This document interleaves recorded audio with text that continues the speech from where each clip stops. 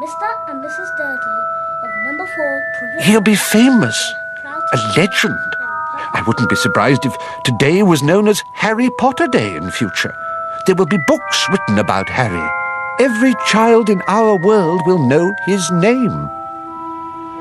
When J.K. Rowling wrote these words in the opening pages of Harry Potter and the Philosopher's Stone, she never, in her wildest dreams, thought they'd come true. Harry Potter has become the biggest publishing success the world has ever seen.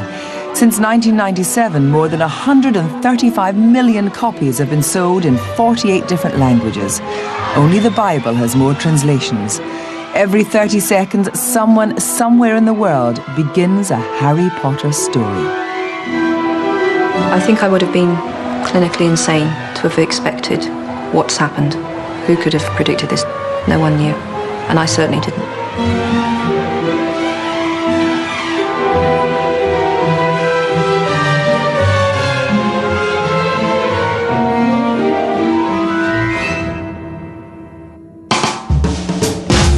Just a few years ago, J.K. Rowling was broke and jobless, a single mother who spent her afternoons writing in Edinburgh coffee shops while her baby slept. Today, she's famous and rich, the most celebrated children's author in the world.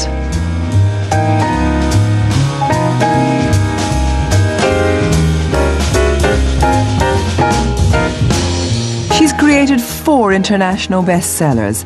The first Harry Potter movie is a blockbuster success, and legions of fans are desperate for the next installment of the boy wizard's adventures. But it's J.K. Rowling's story that's the most amazing of all. Only now has she agreed to tell it in her own words. A lot of rubbish has been written. Not necessarily malicious rubbish, but things get exaggerated and distorted, and I just thought maybe the moment has come just to say how it happened, truthfully, and then I can at least go easy to my bed and think, well, the truth's out there, and people can take it or leave it.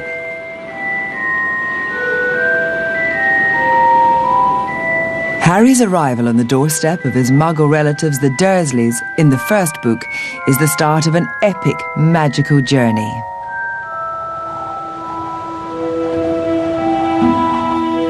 Harry grows up thinking he's just an ordinary boy, until he finds out that in the wizard world his name is legendary, and he's destined to attend Hogwarts School of Witchcraft and Wizardry.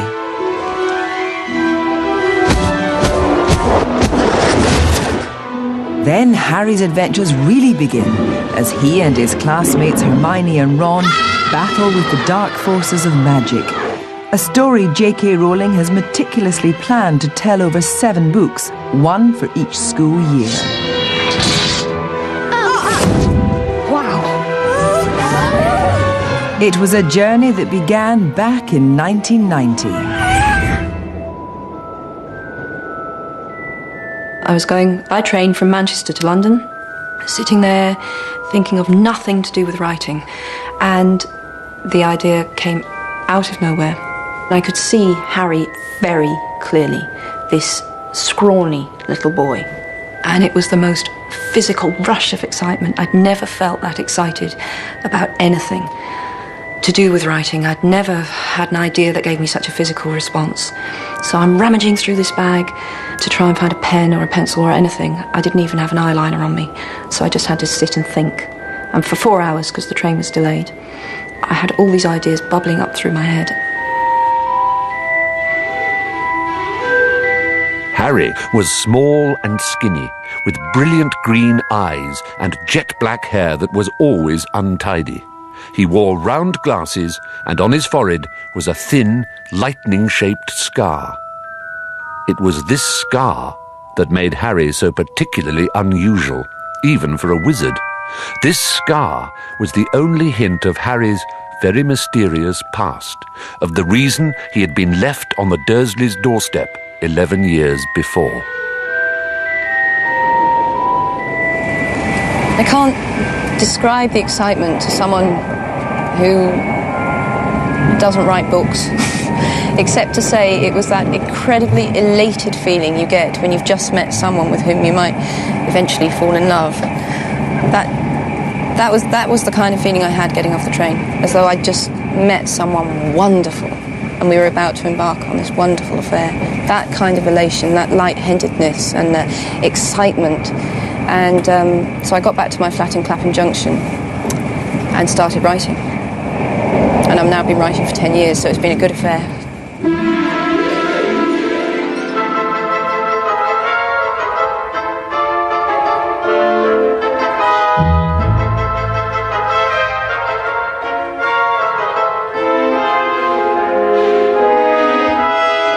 For me, King's Cross is a very, very romantic place, probably the most romantic station, purely because my parents met here. So that's always been part of my childhood folklore. My dad had just joined the Navy, my mum had just joined the Wrens. They were both travelling up to Arbroath in Scotland from London, and they met on the train pulling out at King's Cross. So I wanted Harry to go to Hogwarts by train. I just love trains, I'm a bit nerdy like that. And obviously, therefore, it had to be King's Cross. Excuse me, sir. Can you tell me where I might find platform 9 3/4? 9 3/4?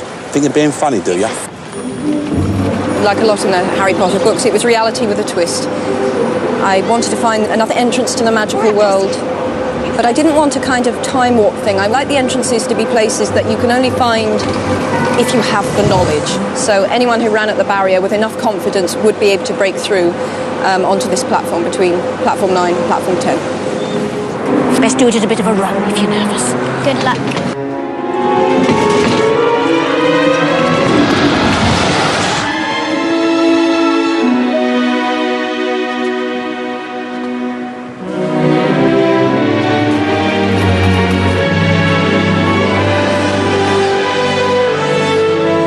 I wrote platform 9 3/4 when I was living in Manchester, and I wrongly visualised the platforms, and I was actually thinking of Euston. So anyone who's actually been to the real platforms 9 and 10 in King's Cross will realise they don't bear a great resemblance to the platforms 9 and 10 as described in the book. So that's just me coming clean there. I was in Manchester, I couldn't check. It was 5 years from the train journey where I had the original idea to finishing the book. And during those 5 years, this mass of material was generated, some of which will never find its way into the book, will never need to be in the books. It's just stuff I need to know for my own pleasure, partly for my own pleasure and partly because I like reading a book where I have the sense that the author knows everything. They might not be telling me everything, but you have that confidence that the author really knows everything. Okay, so this is, to the untrained eye, might look like a pile of waste paper, but this is 10 years' work. As you can see, I file meticulously, and I know where every single piece of paper is. I've dragged out a few bits and pieces. So this is the name of everyone in Harry's year, and all these little symbols mean what house they're in, how magical they are, what their parentage is, because I needed this later for the Death Eaters and so on, and the various allegiances that would be set up within the school. I like this. This was 98, and this was me trying to find words for the Dementors, so I have all these Latin words written all over the inside of my diary. I used to cover just about anything with writing, as you can see. This is my application for housing benefit in 28 Gardens Crescent, which is where the first place I lived, obviously, when I was in Edinburgh. Treated with a complete lack of respect by me. Discarded first chapters of book 1. I reckon I must have got through 15 different alternative chapters of book 1. The reason for which I discarded each of them were they all gave too much away. And in fact, if you put all those discarded first chapters together, almost the whole plot is explained. This is an old notebook in which I worked out, and again, I don't want you to come too close on this. That is the history of the Death Eaters. Where's my Portuguese diary gone? There it is. So this is a Portuguese diary, as you can see, not filled in, because I've never filled in a diary in my life. but it had paper in it to write on, so we have another draft of book 1, chapter 1. I drew a lot of pictures. I drew them for no one but me. I just wanted to know what the characters looked like. So anyway, that was Argus Filch. No prizes. Snape, obviously. That is Harry arriving in Privet Drive with Professor McGonagall and Hagrid and Dumbledore. That was a Gringotts cart. Mirror of Erised. That's the Weasleys. Professor Sprout. I like this one. I thought I'd lost this picture, actually, because I was going to show it to Chris Columbus. And true to form, I only found it when it was no use, and they'd already filmed that bit anyway. But this is how the entrance to Diagon Alley works in my imagination. So Chris is going to murder me when he finds out I had a blueprint all along, and he was asking me how it worked. But it was buried in a box.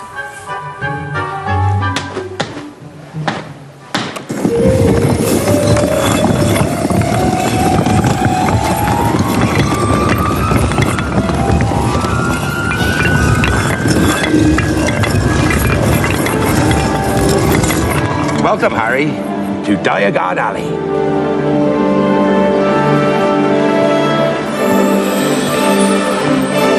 Does it sing to the poultry?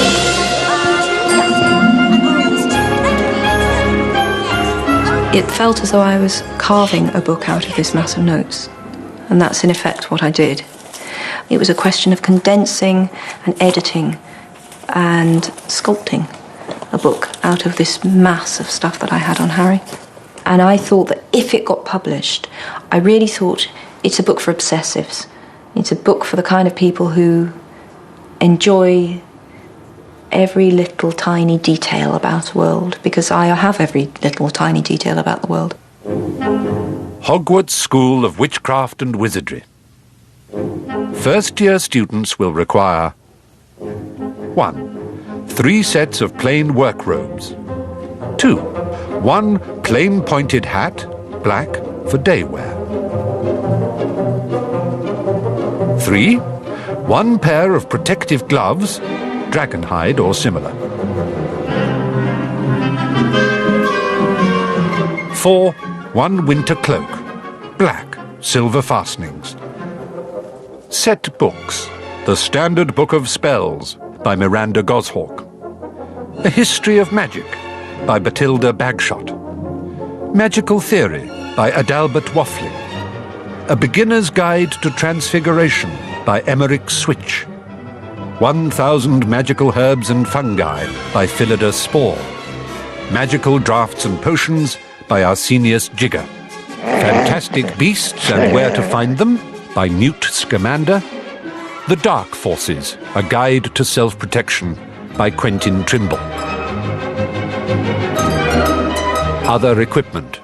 1 wand, 1 cauldron, pewter, standard size 2, 1 set glass or crystal phials,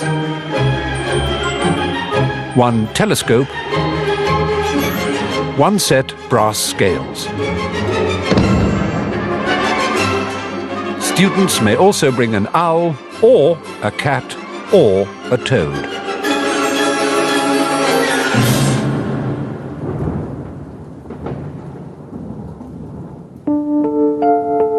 As J.K. Rowling continued to build Harry's world, her own fell apart. She arrived in Edinburgh in 1993 after a brief spell teaching English in Portugal. There, she'd married, had a baby, and then left her husband. She had no job, no money, and a tiny daughter to support. That was the phase where the penniless single mother sort of tag to my name came along, which was true, but it wasn't enough that I was a penniless single mother. I had to write on napkins because I couldn't afford paper. And then we started straying into the realms of the ridiculous. Let's not exaggerate here. Let's not pretend I had to write on napkins, because I didn't. They started sort of adding little bits and pieces that just weren't necessary because the stark reality was bad enough. Haven't been back here since 1994 when I moved out, and I don't like being back here, which is no offence to the place, but I've kind of avoided this place since I moved out. In just in deference to the fact that it was a pretty unhappy 6 months. I did a lot of writing here. I would say it's here that really the first book became a book, as opposed to 3 chapters in a collection of notes. So we're going to go in then? Let's go. You couldn't really, objectively speaking, look around and say, well, you've made a success of your life. I was 28. I was living on benefit. I was living on about £70 a week. I had no work. And to suddenly be in a position where actually I couldn't support myself, because obviously anyone who's tried to get state childcare will know that you'll be very lucky to get the kind of childcare that means you can work even part-time. So it was all a real shock to the system. Oh my God. This is so different. Oh my gosh.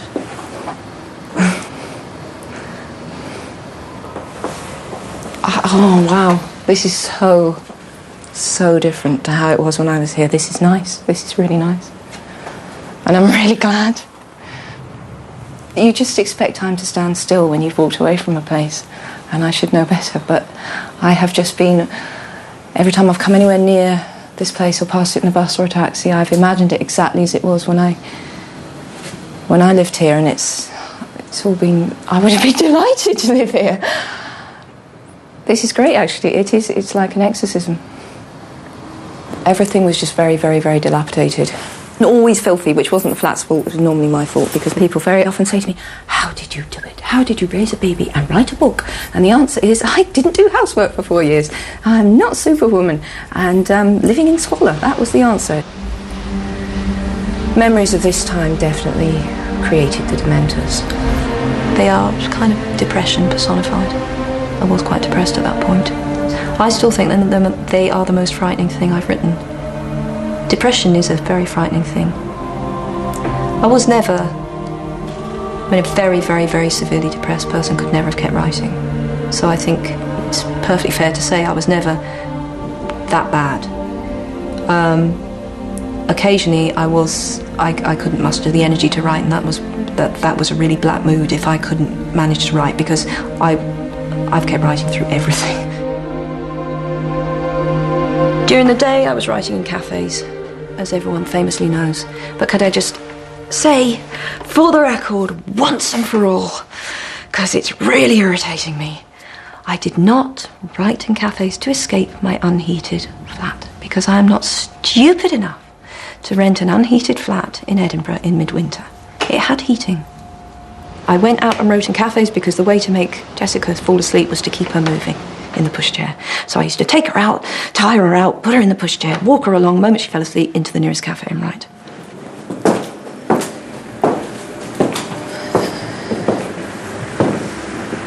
So this is Nicholson's, where I wrote huge parts of the book. This was a really great place to write, because there are so many tables around here that I didn't feel too guilty about taking a table up for too long, and that was my favourite table. I always wanted to try and get that one because it was out of the way, in the corner. It was just great to look up when you were writing and stop and think about things and be able to look out on the street, which was quite busy. They were pretty tolerant of me in here, partly because one of the owners is my brother-in-law. And I used to say to them, well, you know, if it gets published, I'll try and get you loads of publicity. And it was all just a big joke. No one ever dreamt for a moment that was going to happen. To muster the willpower to keep going with no promise of publication, obviously I must have really believed in the story, and I did. I really believed in it. But it was more a feeling of, I have to do right by this book. I have to give it my best shot. But at the same time, my realistic side was reminding me that a completely unknown author always has a struggle to get published, and who knew? Just because I thought it was so great, was no guarantee that anyone else would like it. J.K. Rowling sent off her manuscript and got herself a literary agent, only to find that publishing houses threw Harry on the reject pile. At the very beginning, we were very excited about it in the agency, but it was a very difficult book to sell. And then quite a large number of publishers turned it down. It was too long. It dealt with going away to school, which is something that was regarded as being not politically correct.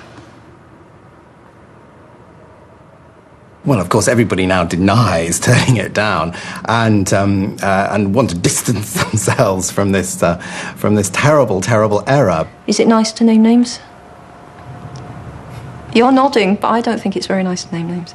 It was all the major publishers we know. Among them, Puffin and Collins, for sure. It's like turning down the Beatles, isn't it?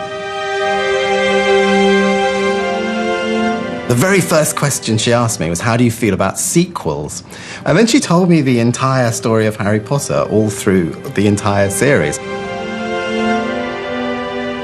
I realised, of course, that she knew exactly about this world and where it was going, who it was going to include, how the character would develop. And of course, it was fascinating because this doesn't normally happen. Children's book characters don't grow up in real time normally. You know, they're locked in the time they are, and the sequels are endless reruns of the same kind of adventures. But to have a character developing in real time as his age developed was a really interesting idea.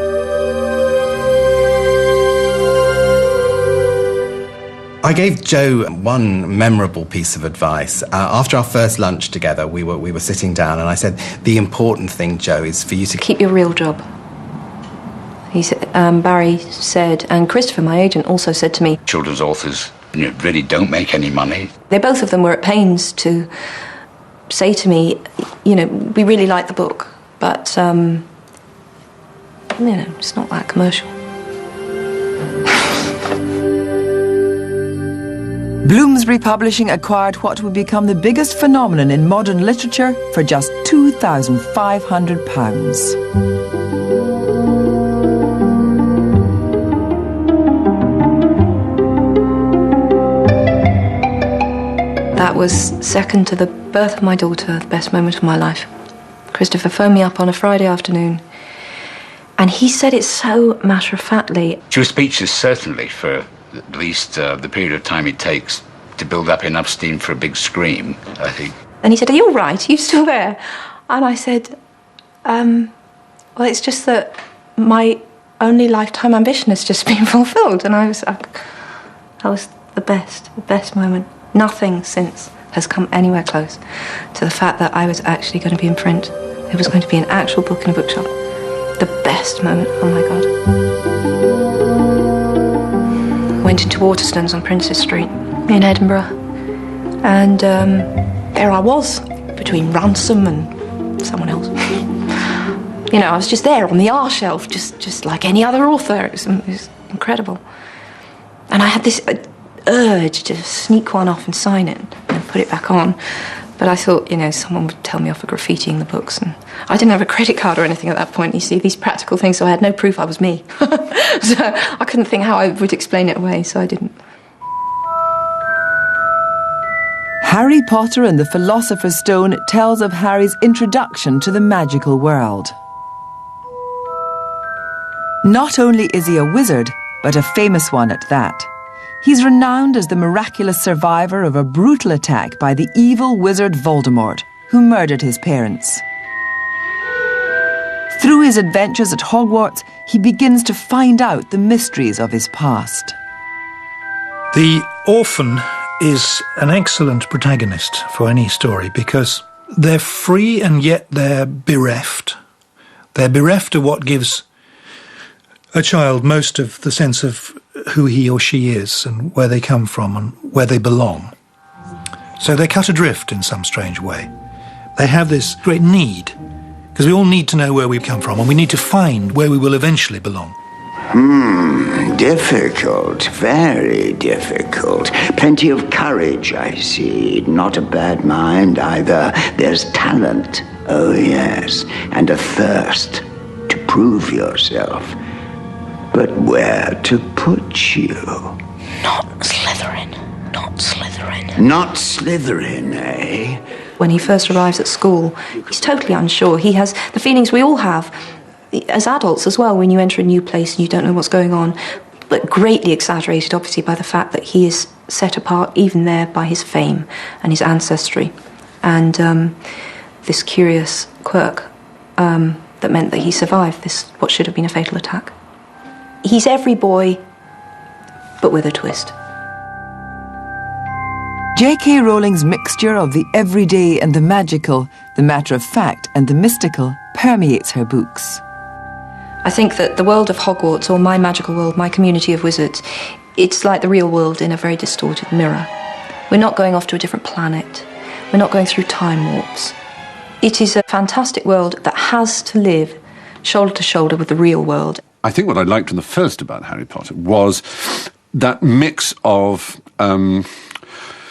I won't say fantasy, because I always think that is a dirty word, and fantasy doesn't really work unless it's grounded in reality, and it's the reality that appealed to me in a sense. What's woven into them is a true history of the English folkloric tradition of magic. She hasn't made up a magic world which is simply a great wish list, a Disney-esque fantasy of, well, if you have a dream, it's going to come true, because Harry Potter doesn't present a world like that. It's connected, and it comes out of the whole fabric of English history and folkloric mythology. And I'm not in any way trying to push her into a high literary genre that she herself, I'm sure, wouldn't claim to belong to. It's merely that that's why it works, because things don't work if they are a result of feeble-minded fantasy. Magic is perennially fascinating. There will always be books about magic because it's deeply, deeply, deeply ingrained in all of us. In all societies, the world over, magic came first. And we still, sophisticated as we think ourselves now, I think the appeal of the idea that I can do something that will influence this large, scary environment in which I have to exist. The dream of being able to become a wizard and control the environment is still enormous for adults as well as children. You are here to learn the subtle science and exact art of potion making, he began. He spoke in barely more than a whisper, but they caught every word. Like Professor McGonagall, Snape had the gift of keeping a class silent without effort. As there is little foolish wand-waving here, many of you will hardly believe this is magic.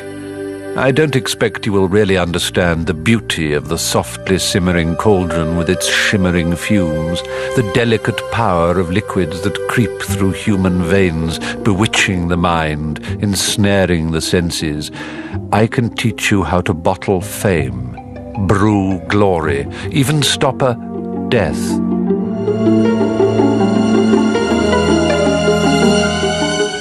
I don't believe in witchcraft, though I've lost count of the number of times I've been told I'm a practicing witch. 95% at least of the magic in the books is entirely invented by me. And I've used things from folklore, and I've used bits of what people used to believe worked magically just to add a certain flavour, but I've always twisted them to suit my own ends. I mean, I've taken liberties with folklore to suit my plot. Witches and wizards are a huge part of children's literature. It'll never go away. I don't think it'll ever, ever, ever go away. 100 years, 200 years' time, there'll be another kind of wizard story.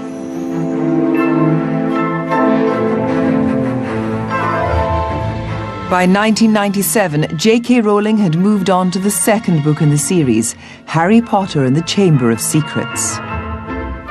Book 1 was doing well, but nowhere near its popularity today, and J.K. Rowling was making her living as a teacher.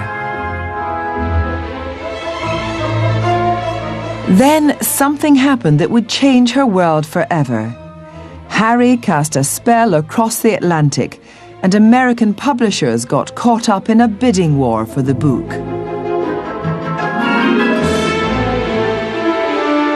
My boss would say, "Okay, do you love it?" And I'd say, "Yes, I love it." "Okay, stay in the auction." "Do you love it this many dollars?" Yeah. I kept saying yes. I just was getting more and more nervous because at the end of the day, this is more money than I had ever paid any author as an advance, let alone an advance for a first novel. It was unprecedented. She said, "Do you love it $105,000?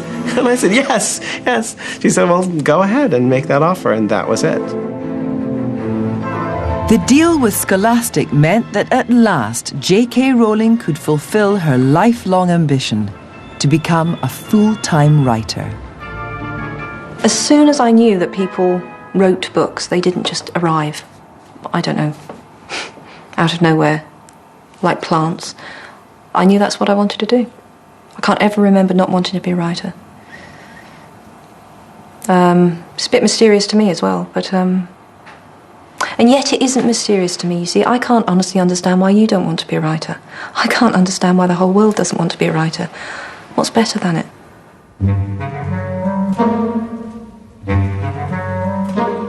Unless you can really, really, really remember what it felt like to be a child, you've really got no business writing for children.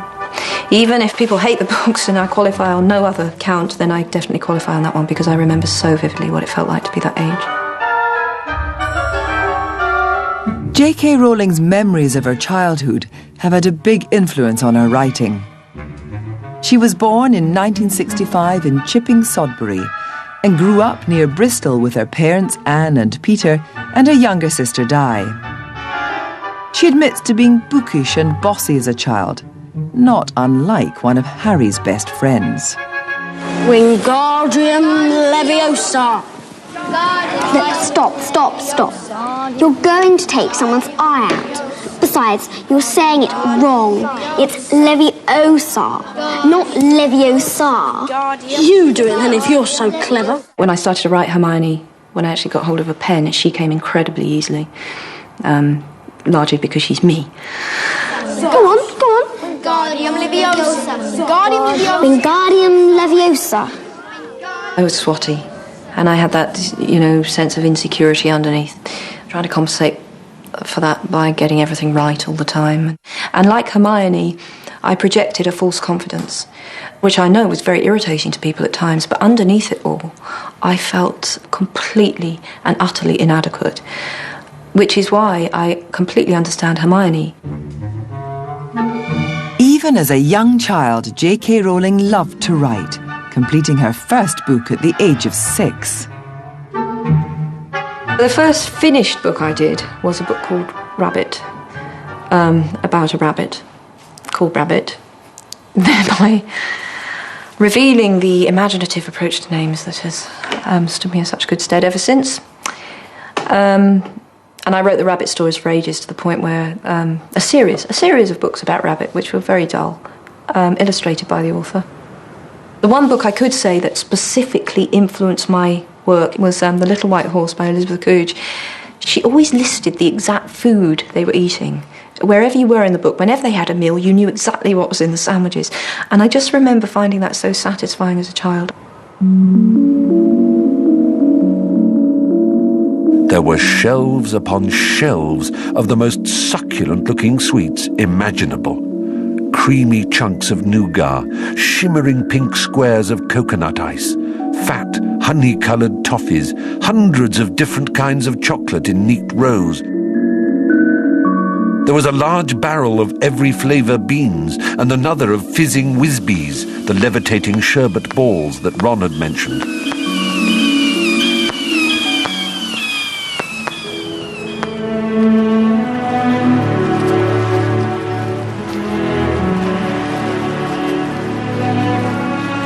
As I moved into my teens, I was into very dramatic, gritty realism, entirely influenced by Barry Hines and Kes. Unfortunately, I didn't live in a northern town.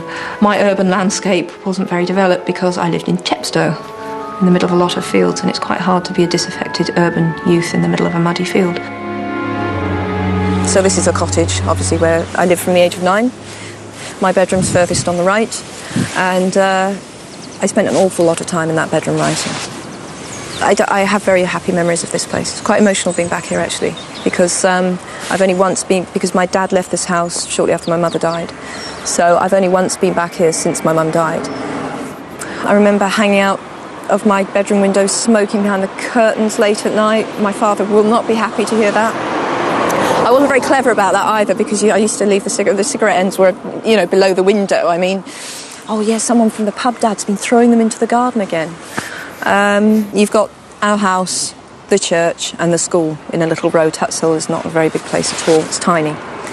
So it was a very short walk, obviously, from home to school every morning. I was still late, to my mother's eternal despair. I'm late for absolutely everything. Put your hand up if you've read one of the Harry Potter books.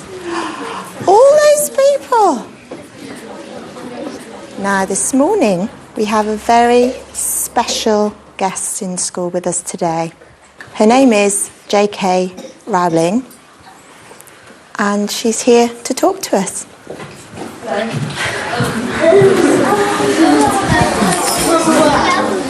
Hello.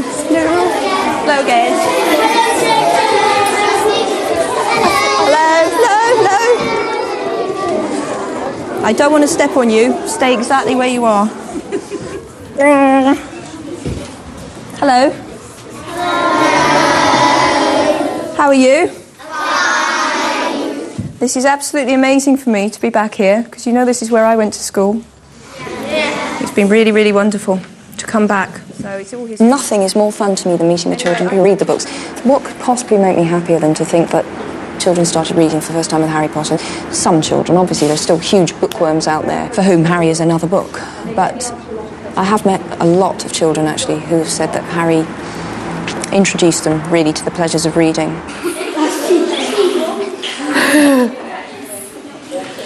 What advice could you give us young authors? Would you like to be a writer? Maybe. Read as much as you can. I'd say read anything. The more you read, the better, because it will teach you what you like and what you think makes good writing, and it will increase your vocabulary. And then you'll just have to keep on and on writing, and you'll find that you hate most of what you write at first, but sooner or later you'll write something you quite like. And lots of trees will have to die. It's because you'll be crumpling everything up. What Hogwarts house would you like to be in? I definitely want to be in Gryffindor. That's why I put Harry there, definitely. What were your memories of being at Tuts Hill School?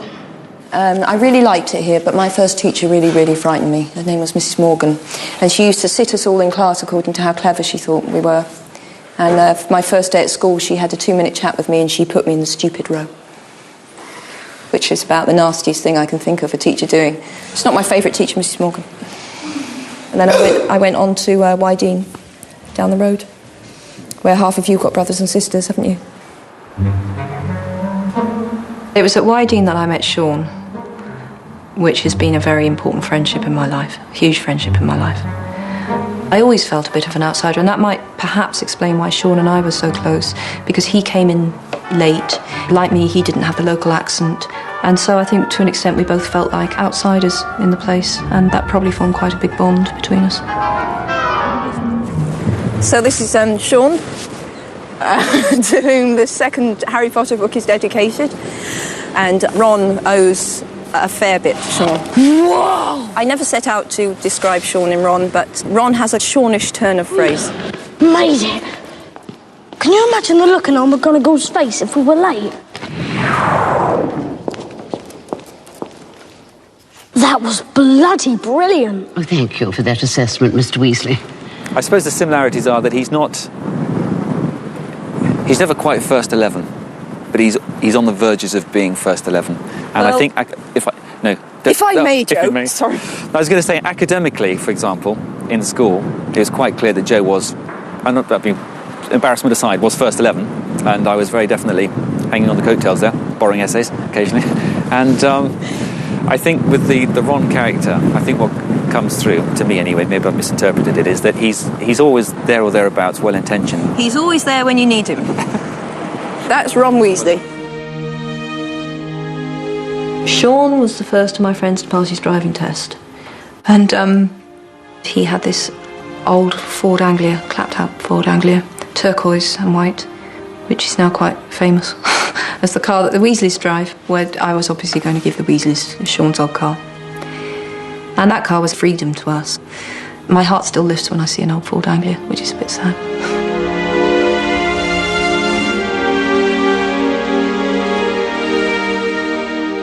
It was as though they had been plunged into a fabulous dream. This, thought Harry, was surely the only way to travel. Past swirls and turrets of snowy cloud, in a car full of hot, bright sunlight, with a fat pack of toffees in the glove compartment, and the prospect of seeing Fred and George's jealous faces when they landed smoothly and spectacularly on the sweeping lawn in front of Hogwarts Castle. He was the coolest man in school. He had a turquoise Ford Anglia. Turquoise Ford Anglia. And you were pretty cutting edge, I think. I was at those days, yeah. Yes. It's all gone horribly wrong since, but... Spandau Ballet haircut. Sorry. And of an evening, she'd phone up and say, come and pick me up, and I'd drive down there, and we'd head off somewhere else in the car. So the And car sit under the Severn Bridge. Sit under Severn Bridge or elsewhere. And discuss life. And drink. Absolutely. It's a very sad life, isn't it? This was what we thought was exciting when we were 17. We used to sit down here in a Ford Anglia. Yeah, those urban kids, they don't know what they miss. J.K. Rowling escaped to university in Exeter, earning a degree in French and classics before moving to London. Then a bombshell hit. Her mother Anne had been battling with multiple sclerosis for a decade when the disease took her life. Mum dying was like this depth charge in my life. The pain of her going and just missing such a huge part of her life. She's 45 when she died, which is far too young to die, far too young to leave your family, never knew what we all ended up doing and so on. For Mum, there would have been a particular glory in being a writer because she was the real book lover. And so it does add a little bit of poison to the knife, if you like, that the one thing that I think she really would have prized, she never knew. Perhaps 2 or 3 days after I had the idea for Harry, I disposed of his parents in quite a brutal way. It didn't read in a cruel way, but I mean it was very cut and dried, nothing lingering, no debate about how it had happened, and at that stage, no real discussion of how painful that was going to be. Well, of course, Mum died 6 months after I'd written my first attempt at an opening chapter, and that made an enormous difference because I was living it. I was living what I'd just written. The Mirror of Error said, he's absolutely entirely drawn from my own experience of losing a parent. 5 more minutes, just please, God, give me 5 more minutes. It would never be enough. Mum? Dad?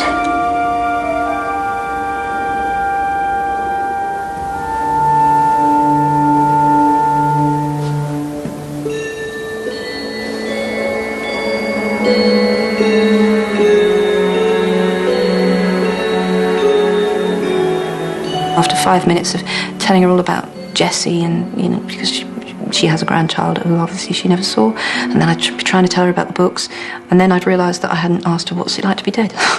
Fairly significant question. But I can well imagine that happening. But it would never be long enough. That was the point of chapter 10. It's tougher on the living, and you've just got to get past it.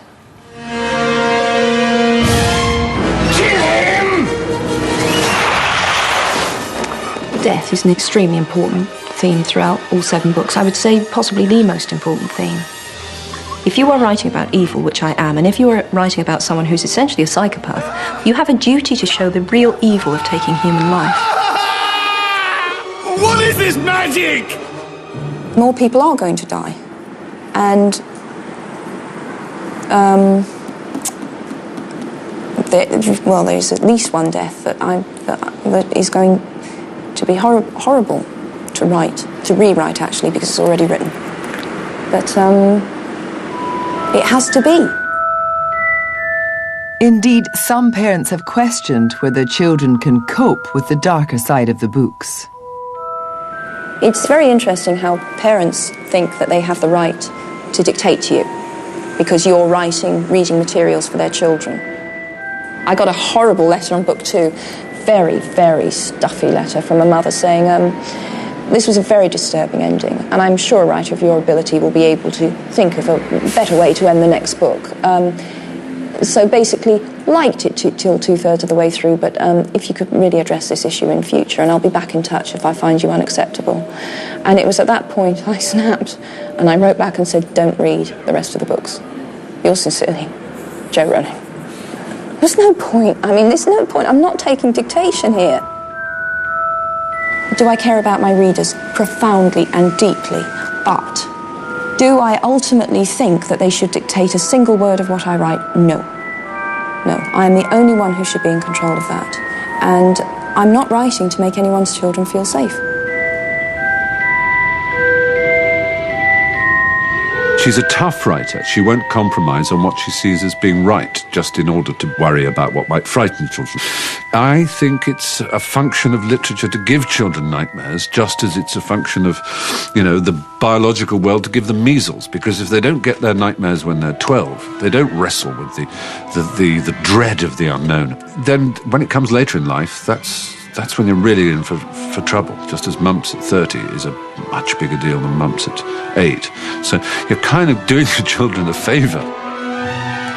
Once I was in bed reading, and it's quite scary when Voldemort's appearing, and I was all hunched up in bed. I was like, what's gonna happen? What's gonna happen? And I was really quite scared. Keep reading, don't you? Yeah. It's like when it gets really tense, and you're reading in bed, and then your dad comes in and goes, "Oh, you're gonna have to stop reading now. It's bedtime," and you've got onto this really exciting bit, and you're like, "Oh, can I read the next chapter?" It's cool that adults actually read it as well, not just kids. I wonder what they think really of it. into Harry Potter. Yeah, Because it's for all age groups. Yeah. Everyone likes it. One mistake that adults used to make about children's books is to think that children's books deal with trivial things. Little things that please little minds and little concerns about little people. And so nothing could be further from the truth. Quite the contrary, it's been my observation that a lot of highly praised adult books, or highly successful adult books, in recent years have dealt with the trivial things, such as does my bum look big in this, and will my favourite football team win the cup, and oh dear, my girlfriend's left me, whatever am I going to do? Whereas the children's books have dealt with ultimate questions. Where do we come from? What's the nature of being a human being? What must I do to be good? These are profound questions, very deeply important questions, and they're being dealt with largely not in the books that adults read, but in the books that children read. The launch of Book 3, Harry Potter and the Prisoner of Azkaban, in 1999 marked J.K. Rowling's transformation from popular author to international superstar. For the first time ever, 3 books by the same author topped the New York Times bestseller list, and her book signings began to resemble pop concerts. I have no idea how many books I've signed, but it's got to be in the tens of thousands now. So if anyone wants to own the very last unsigned Harry Potter in existence, I sometimes feel like I should just don't get it signed. It'll be valuable one day. I never touched it. The fun when all the international editions started coming in was to see how differently they interpreted Harry. This is a funny one because this is my Italian publisher. And in the very early Philosopher's Stones that they did, they'd taken Harry's glasses off, which really annoyed me. It was as though in Italy you couldn't be a hero and wear glasses, but they've put them back on now. Slightly bizarre. The rat head, don't quite understand why he's wearing a rat hat, but that's fine. Feeling oddly as though his legs had turned to lead, Harry got into line behind a boy with sandy hair, with Ron behind him, and they walked out of the chamber. hade aldrig ens kunnat föreställa sig en sån förunderlig... قالوا أغلي ده 2000 رات شوخفوا بارفيرو ما الأربعة شوخنات أوكيم. Las mesas había platos, cubiertos y copas. de la salle, le professeur avait pris place de notre table. Professor McGonagall, die Erstklässler, so dass sie schließlich mit dem... Tekma ışığında kendilerine bakan yüzlerce suat solgun fenerlere benziyor. Tra gli studenti, i fantasmi punteggiavano la sala come velati luce. Harryが天井を見上げるとビロードのような黒い空に Έχουν κάνει για να μοίζει με τον αληθινό ουρανό. It's hard to believe there was a ceiling there at all, and that the Great Hall didn't simply open onto the heavens. 10, 9, 8, 7, 6, 5, 4, 3, 2, 1. Harry Potter! By the time Book 4 was published in summer 2000, J.K. Rowling had bewitched readers the world over.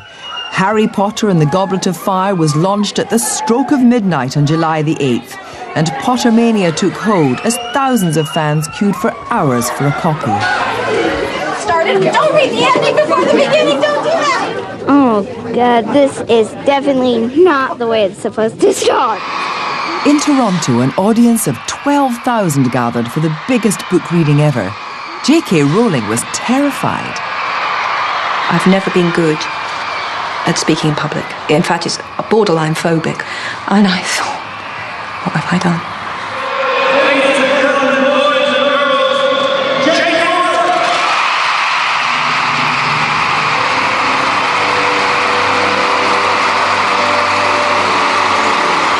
I felt so pathetically, woefully inadequate to the task ahead. It's me with my book, shaking. And I had 2 earplugs, so I could only very distantly hear the noise of the crowd. Morning. I am delighted and terrified to be here, to be honest with you. So I did my reading, and once I was up there, I was actually okay. But Dudley kept running his hand nervously over his backside and walking... And then I finished, and I said, thank you very much, that's whatever I said. And I just wanted to hear what it actually sounded like. So I took out one of the plugs, and it was as though my eardrum exploded. I actually heard the noise that everyone else could hear in the stadium. It was unbelievable.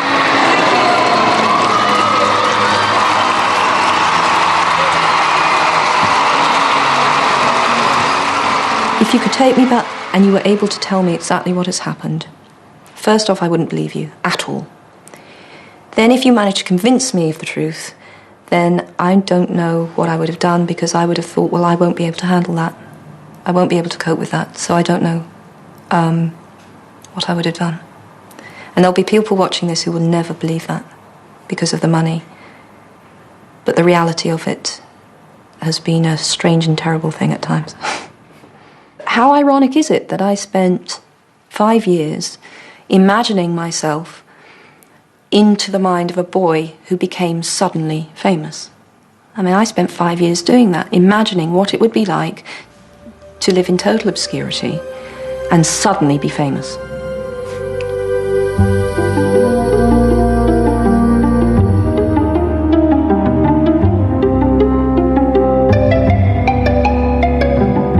It's never pleasant when they go digging in areas that have absolutely no relevance to your work. I mean, there's a lot of my life that has absolutely nothing to do with Harry Potter. Journalists who shall remain nameless, but I can't really think why, because I think these people should pay for their crimes. Went after my father, and pursued a very horrible line of questioning with him along the lines of, why does your daughter hate you? Which is a bit of a shock for my dad, as I just got off the phone from him. Fairly upsetting. And they came and doorstepped me. They came to my front door and started banging on the front door. And that really wrong-footed me completely. Because in my total naivety, I thought, oh, if I just stay at home and work, you know. So, I think then I realised this isn't going to go away. And in some places, the books have sparked controversy. J.K. Rowling has become the centre of a witch hunt, with some Christian groups claiming the books promote the occult. In the American state of South Carolina, parents even tried to ban Harry from the classroom. The books, we believe, promote the religion of witchcraft, Wicca. I'm deeply concerned. I spend a lot of time in prayer crying because I've seen the effects of putting negative thoughts into the minds of our children. The pause is due to all the very rude things I'd like to say to these people bubbling up, and now I'll say the polite version. And the polite version is that's not true. Not once has a child come up to me and said, due to you, I've decided to devote my life to the occult. People underestimate children so hugely. They know it's fiction. When people are arguing from that kind of standpoint, I don't think reason works tremendously well. But I would be surprised if some of them had read the books at all. I'm just wild about Harry, and Harry's wild about me. The heavenly princess of his kisses. So far, nothing can cloud J.K. Rowling's success, and the long-awaited Harry Potter movie achieved the biggest opening weekend in film history. The closer the viewing came, the more frightened I became, to the point where I actually sat down to watch the film, I was terrified. because I just thought, oh, please don't do anything that's not in the book. Please don't take horrible liberties with the plot. I liked it, which was a relief, as you can imagine. Yeah, I'm happy. And Harry's journey is far from over. Fans are desperate to get their hands on the 5th book, Harry Potter and the Order of the Phoenix. I am loving writing book 5. Harry gets to go to places in the magical world we haven't yet visited. More boy-girl stuff, inevitably. They're 15 now. Hormones working overtime. And Harry has to ask some questions that I hope the reader will think, well, why hasn't he asked that before? Harry finds out a lot more in this book about his past. But the mystery won't finally unfold until book 7. J.K. Rowling has already written the ending. This is the thing that I was very dubious about showing you. And I don't really know why, because what does this give away? But this is the final chapter of book 7. Which I'm still dubious about showing you. I don't know what I feel like the camera's going to be able to see through the folder. So this is it, and I'm not opening it for obvious reasons. This is really where I wrap everything up. It's the epilogue, and I basically say what happens to everyone after they leave school, those who survive, because there are deaths, more deaths coming. It was a way of saying to myself, well, you will get here. You will get to book 7 one day, and then you'll need this. So I'd just like to remind all the children I know who come around my house and start sneaking into cupboards that it's not there anymore. I don't keep it at home anymore for very, very, very obvious reasons. So there it is.